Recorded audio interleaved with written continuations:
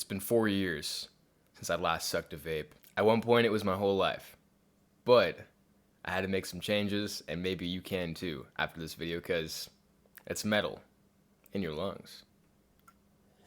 Maybe you'll think I'm a tool for this, but I feel like I owe it to myself and I owe it to you guys to get the story out there, because it was something I had a massive dependency on, and it consumed pretty much every waking moment of my life. And that's the case, I can only assume, for like most people between the ages of like 18 and 25. This one's for you guys. Pretty much when I was 18, everyone started sucking vapes. It's kind of like a night and day sort of thing. At the time, like, people would just like rip on vaping. Everyone just thought of the box mods, dragon exhales, and you know, all these like vape tricks. And that was what everyone thought of when you would say vaping. People definitely got addicted to those, but the nicotine craze really kicked in when like fixes and Juuls were introduced. The feeling is completely different. It's like you take a longer drawn out sort of thing and you condense it into 15 seconds of chaos. It's like you're in WWE and someone just hits a chair over your head. Is what kind of what it felt like if you'd never experienced it before. And for me, I'd like hyperventilate and I would like get really disoriented. I would come back after like 15 seconds and be like, dude, that was crazy. I gotta do it again.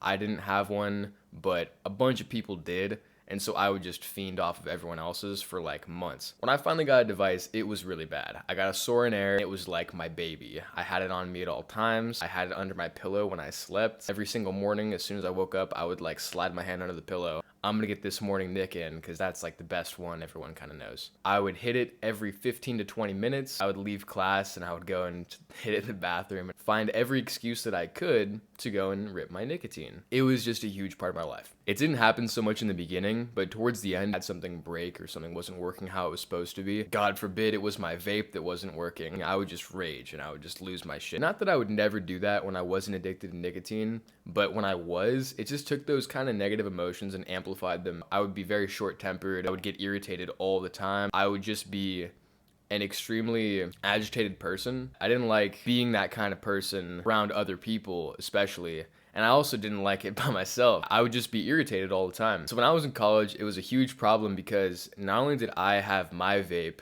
but at this point, everyone that I knew had one as well. If I did really want to quit, I couldn't just expect to prevent myself from being in a situation where other people had them on them. The temptation would always be there. It seems silly to me to say, okay, I'm just not going to put myself in situations where there's going to be vape, because that's impossible to do. Kind of like the equivalent of like bumming a cig back in like the 2000s. Someone asks you to bum a cig, you know what they're going through. You're going to give them a cig. If you ask someone to hit their vape, they're always going to let you, for the most part. I knew I had it around me at all times, and if I ever wanted to, anybody that I asked would let me. So I didn't want the nicotine to have the power over me. I wanted to have the power over the nicotine. So I decided the best way for me to do it would be to keep my device on hand and like have it in my pocket at all times, and then just choose not to hit it. I did that for probably like 4 or 5 days, and then the cravings went away completely. Those first 3 days were absolute hell. It was really, really difficult. Probably the most difficult thing I've ever done in my life. It was difficult to maintain control over my emotions. After that was over, things got really nice. You know, it wasn't too long before my life started to go back to normal. My whole thing was that I just loved the feeling of getting that nicotine rush, getting nicked as we called it. It was like my favorite thing in my life. So what I really wanted is to be able to cut back and to get back in control of my habit.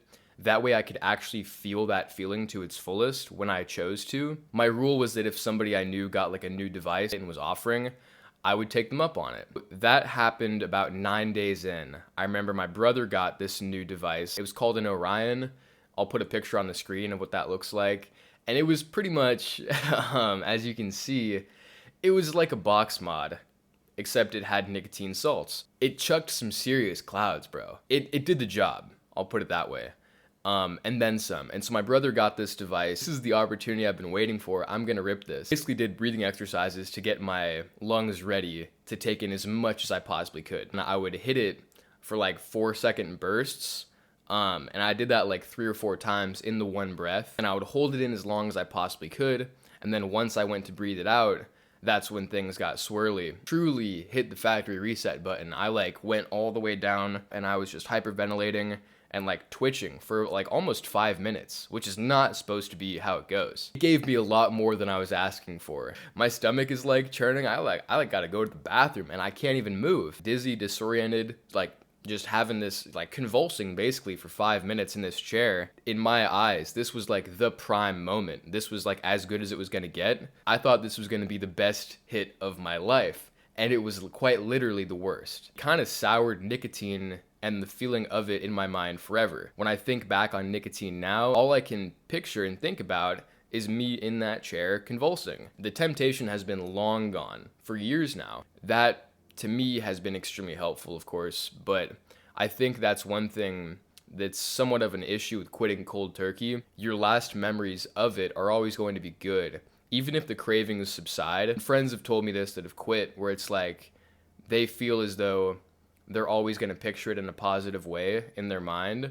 It's hard to not have those cravings heading forward, and that makes perfect sense to me. And so I think that for me, having that super negative experience at the tail end of things really kind of wrapped it up and let me know that I was done. That was about 1.5 years into it for me, and I've never looked back. It's been 4 years. I kind of figured when I got back home from college that, like, telling my friends about it would kind of encourage them to quit, and it did encourage one person to quit, but no one that I know really was influenced by my story. They were just like, well, you know, good for you.